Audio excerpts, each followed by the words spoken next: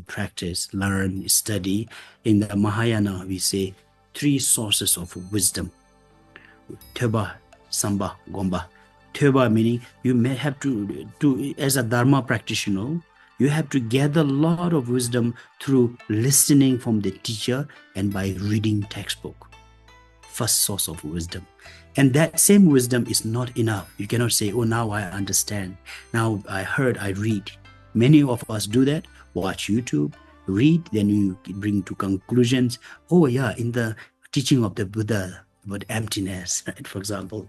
So recently I shared with the friends about selective emptiness, for example. Then you become selective emptiness.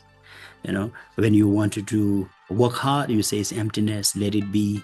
When your own habitual tendencies and weaknesses is not emptiness. For example, watching Netflix is not emptiness.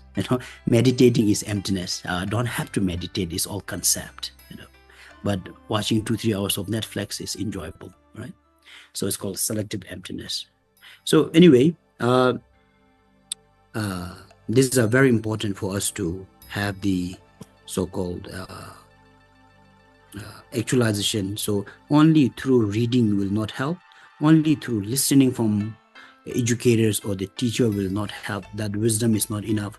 The same wisdom, Samba, contemplation on that knowledge. One must contemplate.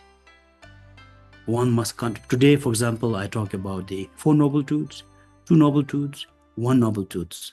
Oh, we heard one of the Himalayan practitioners talks about it, and you bring to a conclusions that is not wise enough. Now you must contemplate.